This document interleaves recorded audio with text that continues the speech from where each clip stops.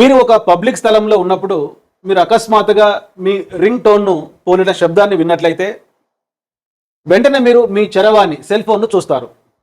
అనంతరం ఆ శబ్దం మీ ఫోన్ నుండి కాకుండా వేరే వ్యక్తి దాని నుండి వస్తుందని గ్రహిస్తారు అనున్నది దీనికి ఉదాహరణ. ఇక్కడ 4 అభ్యసన సిద్ధాంతాలు ఇచ్చారు.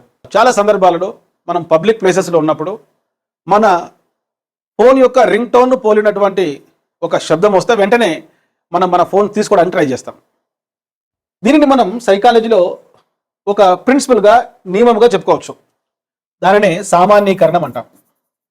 ఈ సామాన్యీకరణం అనేటువంటి నియమం, జనరలైజేషన్ అనేటువంటి యొక్క నియమం ఏ సిద్ధాంతానికి సంబంధించింది తెలుసుకుంటే ఆన్సర్ చేయొచ్చు. ఎత్తదోష అభ్యసనమా, ట్రయల్ అండ్ ఎర్రరా? ట్రయల్ అండ్ ఎర్రర్లో మరి primary laws of learning, law of readiness సంసిద్ధత సూత్రం, లా ఆఫ్ ఎక్సర్సైజ్ అభ్యాస సూత్రం, లా ఆఫ్ ఎఫెక్ట్ ఫలిత సూత్రం, కొన్ని గౌణ నియమాలు ఉన్నాయి. కనుక ఇది కరెక్ట్ కాదు. సామాన్యీకరణం అనేటువంటి నియమం ఇక్కడ రాలేదు. మరి కార్యసాధక నిబంధనం తీసుకుంటే కార్యసాధక నిబంధనంలో పునర్బలనం రీఇన్ఫోర్స్మెంట్, షేపింగ్ ఆకృతికీకరణం, చైనింగ్ గొలుసు విధానం, ఫేడింగ్ క్రమేణ అస్తిత్వం, ఈ ముఖ్యమైన నియమాలు కార్యసాధక నిబంధనంలో ఉన్నాయి. ఇది కూడా కరెక్ట్ కాదు. సో నిర్మాణాత్మక వాదంలో ముఖ్యంగా సోషియో కల్చరల్ కన్స్ట్రక్టివిజంలో zone of proximal development, scaffolding, అదేవిధంగా MKO మోర్ నాలెడ్జబుల్ అదర్స్, ఇవి కొన్ని ముఖ్యమైన భావనలు కన్స్ట్రక్టివిజంలో. మరి సామాన్యీకరణం, జనరలైజేషన్ అనేటువంటి నియమం దేనికి సంబంధించింది?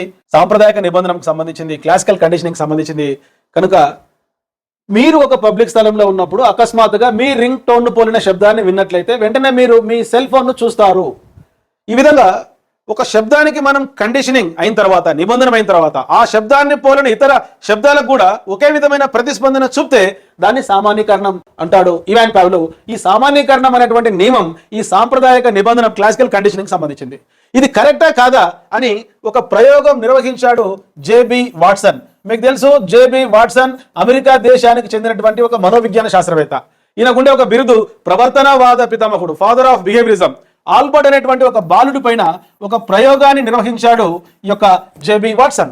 ఆల్బర్ట్ అనేటువంటి బాలుడికి ఒక నిబంధన భయం, అభ్యస్త భయం ఏర్పడింది. అదేంటంటే తెల్ల ఎలుక అంటే భయపడ్డాడు, వైట్ ర్యాట్. తెల్ల ఎలుకకు భయపడ్డ ఆల్బర్ట్ అనేటువంటి బాలుడు తెల్ల కాగితానికి భయపడ్డాడు, తెల్ల పక్షి ఈకకు భయపడ్డాడు. క్రిస్మస్ టైంలో మనం ఉపయోగించేటువంటి శాంతా క్లాస్ బొమ్మ యొక్క తెల్లటి గడ్డానికి కూడా భయపడ్డాడు. ఇక్కడ తెలుపు అనేటువంటిది ఒక సామాన్యీకరణం చేసుకున్నాడు ఆల్బర్ట్ అనే బాలుడు. మనోవిజ్ఞాన శాస్త్రంలో ఈ భావన ప్రూవ్ చేశాడు జేబీ వాట్సన్.